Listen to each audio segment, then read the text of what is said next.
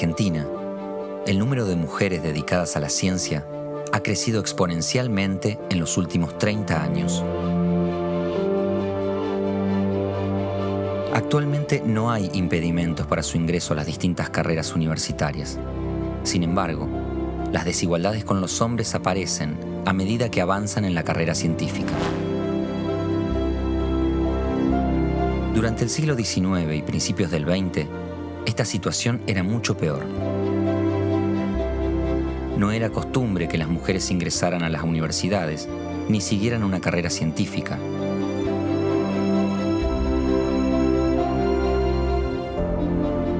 Una joven de rostro fuerte, labios finos y ojos azules logró romper con audacia siglos de un sistema de concepción machista y pasar a la historia. Debió soportar la burla y el desprecio para convertirse en la primera médica cirujana del país. Su nombre fue Cecilia Grierson.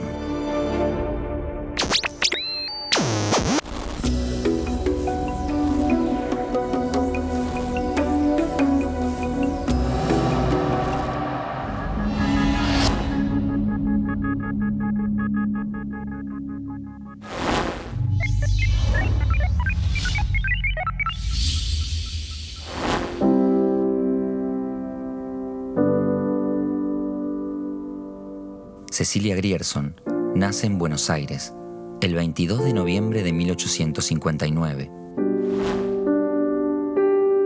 Pero la mayor parte de su infancia vive en el campo, en la provincia de Entre Ríos, donde la familia compra tierras.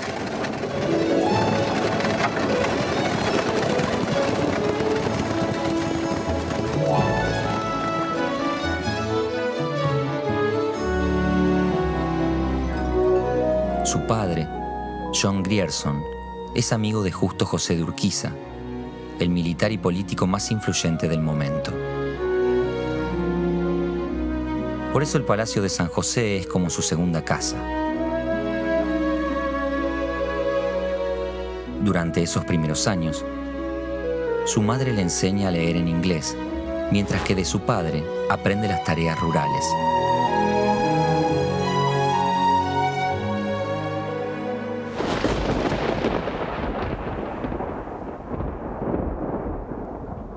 Pero la tranquila vida en el campo se ve afectada por un hecho político que la marca para siempre.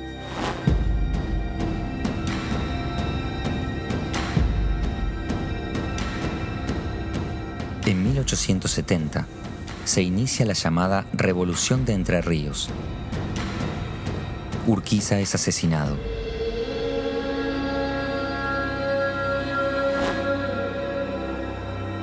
Los Grierson quedan en la ruina.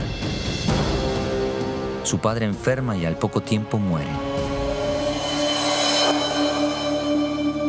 A sus 13 años, Cecilia se hace cargo, junto con su madre, de la economía familiar.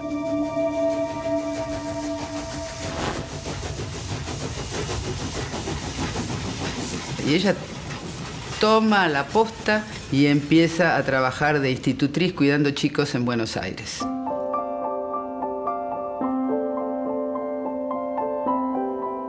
Como era una mujer alta, yo calculo que mediría alrededor de 1,70 m, se alarga la pollera para parecer más grande. Ahora también cuenta que ella, a pesar de que era institutriz, se olvidaba y empezaba a jugar con los chiquitos que cuidaba, porque en el fondo era una niña.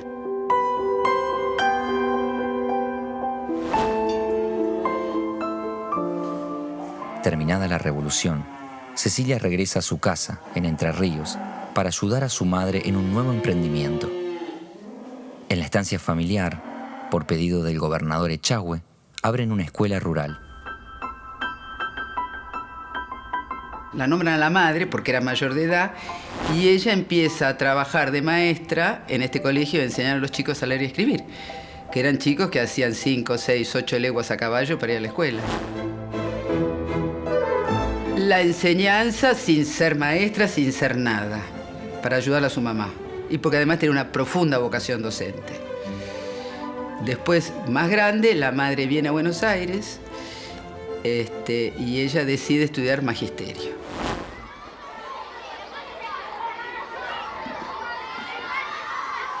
Y eran maestras que, como no había maestras en la Argentina, egresaban con 3 años de preparación. Y ella es de la primera promoción de estas maestras. Las maestras enseñaban de 9 de la mañana a 1 de la tarde, tenían 1 hora de descanso y enseñaban hasta las 5 de la tarde. Todos los días, aún los sábados. Era una vida muy sacrificada. Por eso ella decide que va a estudiar medicina para tener una vida un poquito más cómoda, con horarios más adecuados.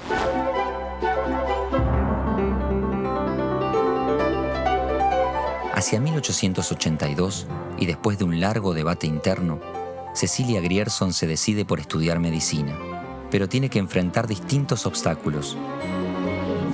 La carrera de medicina está reservada solo a los hombres y ninguna mujer ha osado hasta el momento ingresar a la facultad. Pero su espíritu y firmeza le permiten superar las burlas y las críticas de sus compañeros y profesores. La doctora Grierson sufrió una gran indiferencia por haber sido mujer, es decir, su rechazo en muchos estamentos y estandartes de la recalcitrante historia de las instituciones machistas argentinas. Le costó muchísimo ingresar también. Ella logra ingresar a la Facultad de Medicina a través de una carta que se le escribe al decano de la Facultad de Medicina y al tiempo después le permiten entrar. Pero, como Cecilia Grierson había hecho el normal, es decir, fue una de las primeras normalistas de la Argentina, su título se lo había entregado Sarmiento en mano, de modo que debía 4 o 5 niveles de latín. Y como en el colegio normal, para señoritas, que había fundado Sarmiento en la Argentina, no existían esas materias, las tuvo que preparar en forma libre. Rindió sus materias y al poco tiempo la dejaron entrar. En otros países sí habían cláusulas que impedían el ingreso a la mujer acceder a la educación superior. En Argentina no fue así, era todo de palabra. Yo calculo que era mucho más el miedo que le tenían a la mujer para ingresar a estamentos universitarios que otra cosa.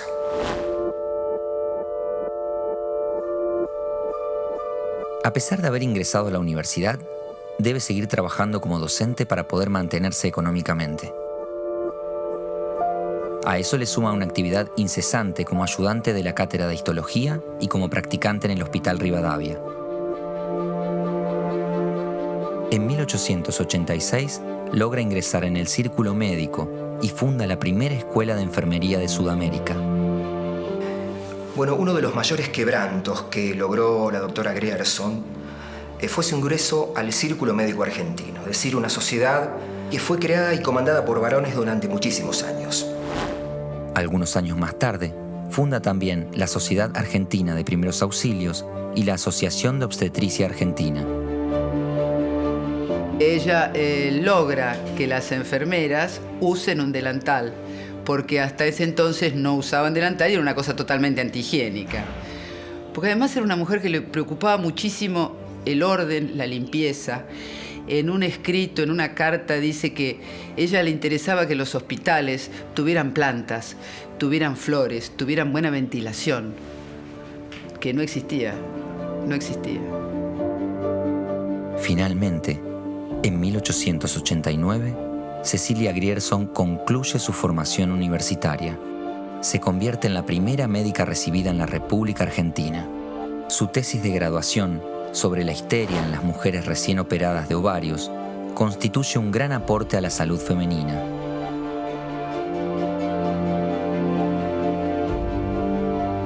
A pesar de haber logrado doctorarse como médica cirujana, las dificultades no terminan.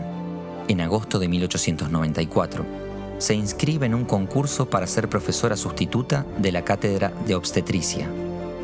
No obstante, el jurado prefiere declarar vacante el puesto antes que dárselo a Cecilia.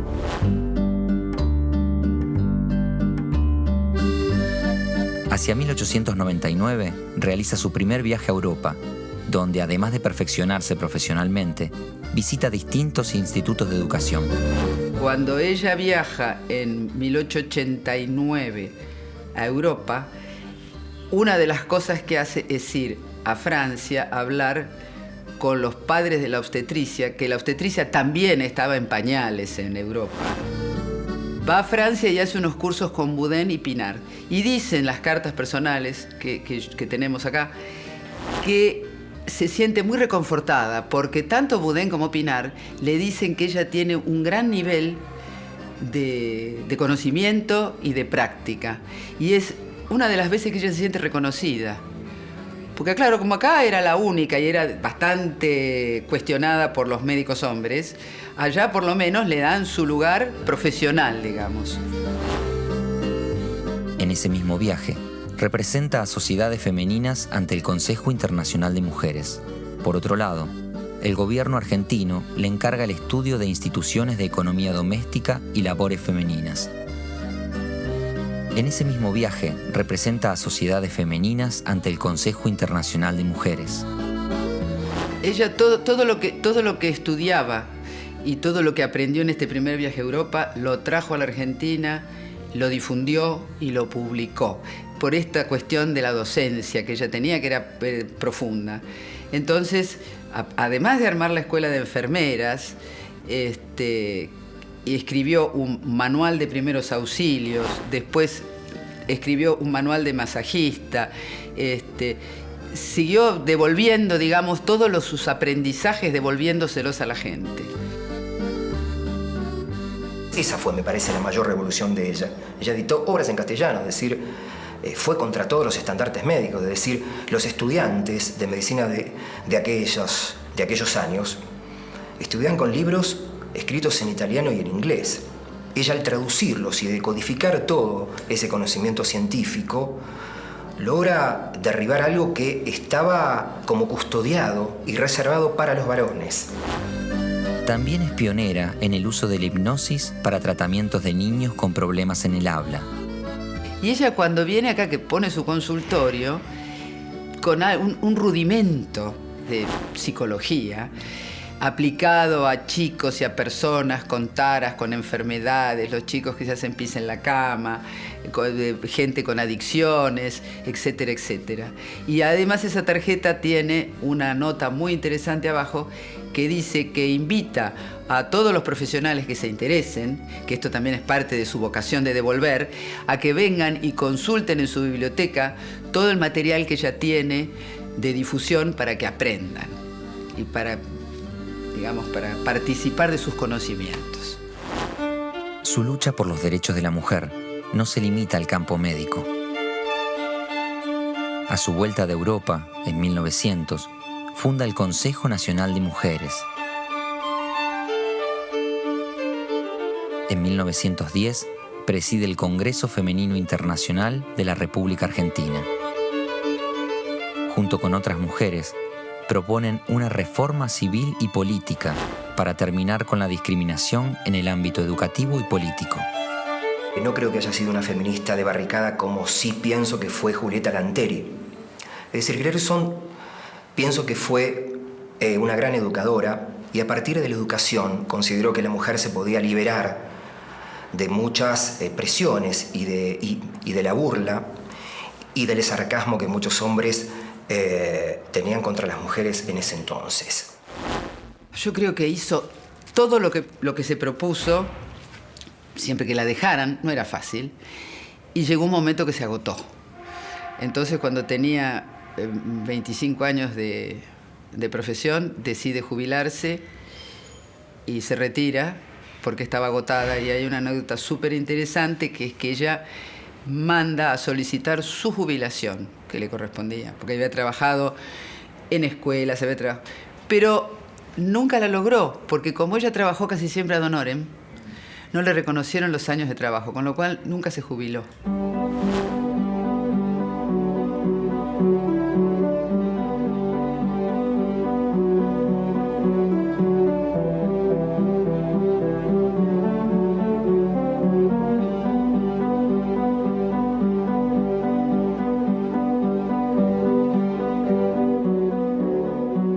Luego de toda una vida de intenso trabajo, se retira. Sus últimos años transcurren alternando largas estadías en su casa de Los Cocos, en la provincia de Córdoba, y Buenos Aires, ya alejada de la vida docente y de la actividad médica. Se armó una casita muy sencilla en Los Cocos, Córdoba. La idea de ella era esta casa donarla para que fuera colonia de vacaciones No existían las colonias de vacaciones en la Argentina. Para que fuera colonia de vacaciones, para que fueran a descansar las maestras. Y la dona y el Ministerio de Educación nunca le acepta, ella mientras tanto la usaba, nunca le aceptó la donación. Ella iba, porque iba todos los veranos, se quedaba mucho tiempo, estaba 3, 4 meses, y como era médica, vacunaba a todos los chicos. Ella los sentaba en la escalera de la escuela y los vacunaba uno por uno. Algunos años después de retirarse, en un acto de homenaje, dice: «He encontrado siempre grandes resistencias en mi camino y confieso que quizás, a menudo, las he provocado por el placer que me causaba vencerlas. Pero debajo de mi áspero caparazón, mis amistades saben que existe un alma sincera y sentimental, con rasgos casi infantiles».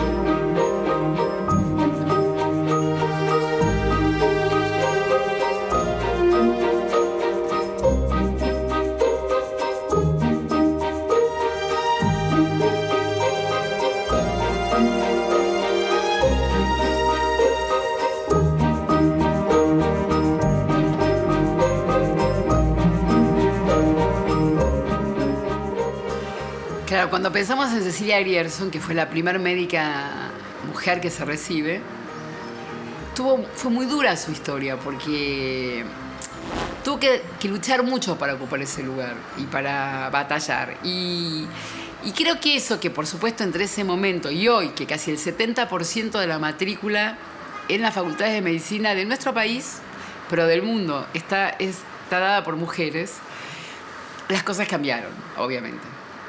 Sin embargo, no tanto como debiera, porque cuando uno mira, por ejemplo, la Facultad de Medicina de la UBA, pero mira La Plata, son facultades que los consejos directivos, los lugares de dirección, están absolutamente integrados por hombres.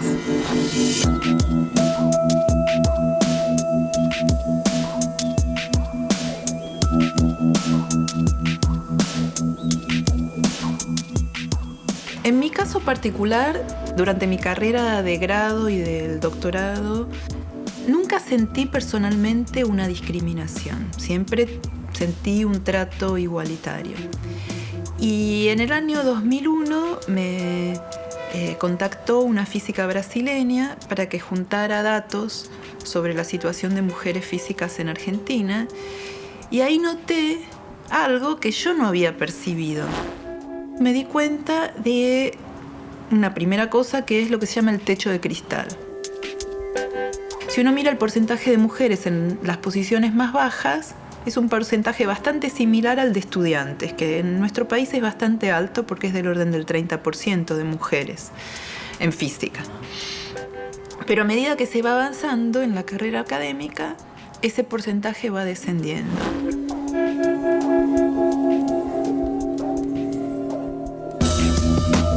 También pasa en el ámbito de la investigación, o sea, donde en este momento hay mayor participación de mujeres, se logró que, por ejemplo, las mujeres que están en el momento de formación de becas doctorales tengan licencia por maternidad, cosa que hasta hace pocos años no había en un país que fueron los primeros en el mundo en tener licencia por maternidad. También me pasa cuando hablo con las becarias que yo tengo, con las tesistas. A veces creen que es un problema personal, que de repente no disponen de tiempo para compatibilizar su vida de ir a buscar al chico cuando sale del colegio y participar de una reunión donde se deciden cosas importantes que tienen que ver o viajar o tener una beca doctoral en el exterior. Desde el año 2001 estoy muy involucrada con el grupo de trabajo de mujeres físicas de la Unión Física Internacional. En el grupo de trabajo se hizo una encuesta en el 2001 más o menos, una primera encuesta que era solo a mujeres, y a partir de esos datos se vio que las mujeres físicas de los países más desarrollados no tenían hijos prácticamente, o los tenían a edades mucho más avanzadas que el promedio de las mujeres de países en vías de desarrollo, donde tal vez no se percibe a la actividad en física como tan competitiva o tan relevante. O sea, en los países en donde era más competitivo, era más difícil para la mujer tener una familia.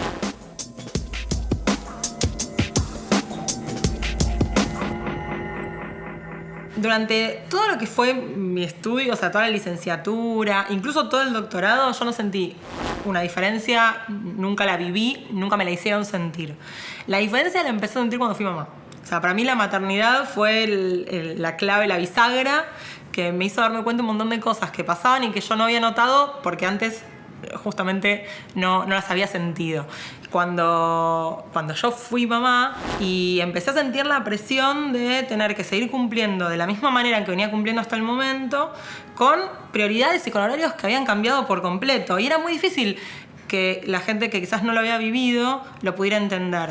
Pero la presión externa existe porque vos sos evaluado todos los años o en concursos docentes por tu producción. Entonces, por más que se tenga en cuenta que tuviste una licencia por maternidad, que fuiste madre y demás, sigue estando presente esa necesidad de producir. Entonces, en algún punto, esa presión llega también y a veces hace colapsar a las mujeres.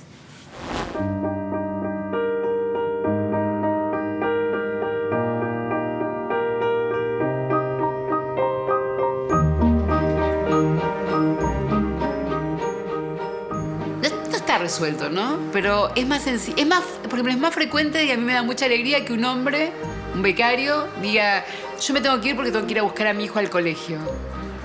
Y eso está más naturalizado. Igual creo que por supuesto falta bastante, ¿no?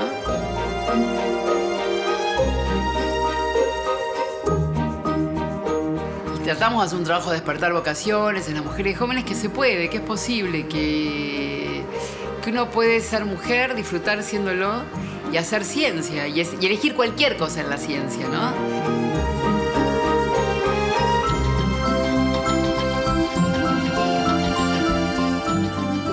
Que la verdad que las mujeres somos casi más que la mitad del cielo. Y entonces un país no va a ser autónomo, ni libre, ni independiente si no incorpora a todos sus hombres y mujeres en el desarrollo científico-tecnológico. Y entonces yo aspiro a eso, ¿no? Y creo que uno lo logra y uno convence y convoca si uno demuestra que se puede y que entonces no hay que morir en el intento.